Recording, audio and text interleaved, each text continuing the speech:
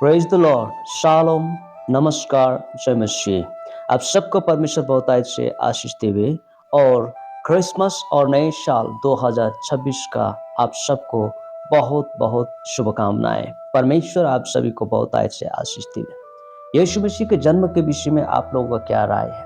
क्या यीशु मसीह एक मनुष्य था या वह जन्म लेने के बाद में जब वो जवान हुआ तो एक नया धर्म स्थापित करने के लिए उसने कुछ योजना चलाई या खुद को परमेश्वर का गुरु बोलकर उसने प्रकट किया, या वो मनुष्य था कि वो गुरु के रूप में आए? तो आइए हम जानते हैं उसके तथ्य के विषय में बाइबल पवित्र शास्त्र में से।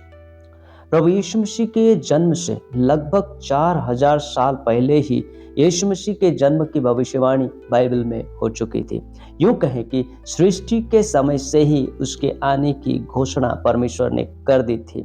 मीका के पुस्तक में लिखा है 5 अध्याय उसका 2 पद में, हे बेतलेहम एफ्राता, यदि तू ऐसा छोटा है कि यहूदा के हजारों में से गिना नहीं जाता, तो भी तुझ में से मेरे लिए एक पुरुष निकलेगा जो इजराइलियों में प्रभुता करने वाला होगा, और उसका निकलना प्राचीन काल से वरन अनादि काल से होता आया है।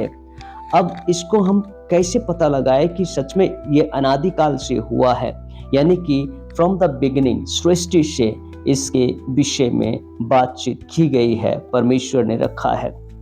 उत्पत्ति के पुस्तक उसके 3 अध्याय के 15वां पद में कहता है, और मैं तेरे और इस स्त्री के बीच और तेरे वंश और उसके वंश के बीच में बैर उत्पन्न करूंगा, वह तेरे सिर को कुचल डालेगा और तू उसकी एड़ी को डसेगा। तो ये सर्प को ये बात परमेश्वर पिता जिन्होंने दुनिया सृष्टि की वो बताता है, क्योंकि सर्प ने धूर्तता से आदम और हवा को बहकाकर पाप में डाला, और इस वजह से यह स्पष्ट लिखा है कि इस स्त्री के बीच में और इस स्त्री के वंश और तेरे वंश के बीच में। आज तक हमने पुरुष के वंश की बात सुनी है और यह सत्य है, पुरुष बिना वंश की वृद्धि नहीं होती, लेकिन यहाँ में ये भविष्यवाणी की गई है, परमेश्वर का यह स्वयं का शब्द है कि स्त्री का वंश बोलकर स्पष्ट लिखा है, स्त्री के द्वारा गर्भधारण करेगा।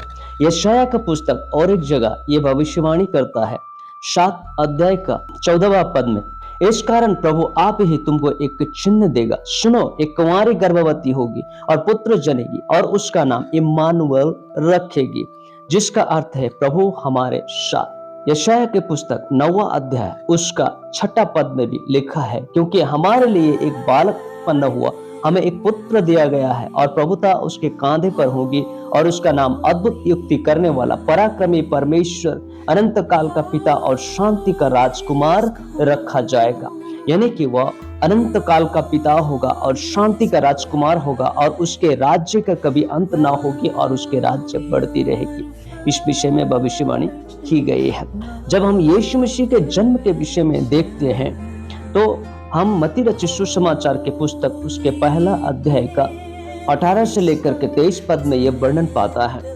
यीशु मसीह का जन्म इस प्रकार से हुआ कि जब उसकी माता मरियम की मंगनी यूसुफ के साथ हो गई तो उसके इकट्ठे होने से पहले ही वह पवित्र आत्मा की ओर से गर्भवती पाई गई।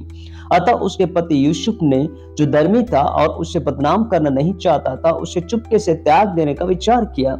जब वह इन बातों में सोच ही रहा था तो प्रभु का स्वर्गदूत उसे स्वप्न में दिखाई देकर कहने लगा, हे यूसुफ, दाऊद की संतान, तू अपनी पत्नी मरियम को अपने यहाँ ले आने से मत डर, क्योंकि उसके गर्भ में वह पवित्र आत्मा की ओर से है। वह पुत्र जनेगी और तू उसका नाम यीशु रखना, क्योंकि वह अपने लोगों का उनके पापों से उद्धार करेगा। यह सब इसलिए हुआ कि जो प्रभु ने भविष्यवक्ता के द्वारा कहा था वह पूरा हो।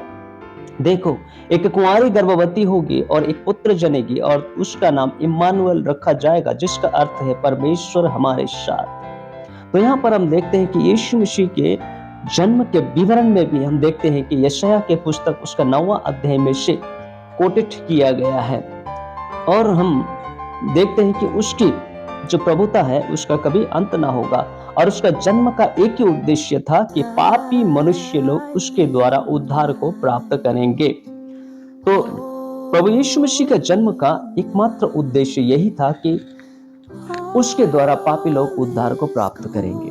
प्रभु यीशु मसीह के जन्म का उद्देश्य किसी प्रकार का तीज त्योहार या किसी प्रकार का पार्टी या सेलिब्रेट करने के विषय में नहीं है। और एक बात आप लोगों को स्पष्ट बता देना चाहता हूँ कि 25 दिसंबर यीशु मसीह का जन्म का तिथि है ही नहीं, क्योंकि पूरे बाइबल में आप ना तो क्रिसमस का शब्द पाएंगे और ना ही यीशु मसीह के जन्म के तिथि को आप प्राप्त कर सकते हैं। और अगर अच्छी तरह से क्रिसमस के विषय में आप जानना चाहते हैं तो मैं पहले जो डाली हुई वीडियो का लिंक इस पे दे देता हूँ और आप उन्हें सर्च करके जान सकते हैं कि क्रिसमस का असल उद्देश्य क्या था और क्रिसमस कहाँ से उत्पन्न हुआ और क्रिसमस कैसे शुरू किया गया और क्रिश्चियनिटी के अंदर कैसे आया। ये सारी बातें आपको मिल जाएगी, मैं नीचे लिंक में ये सारे बातों को दे दूंगा।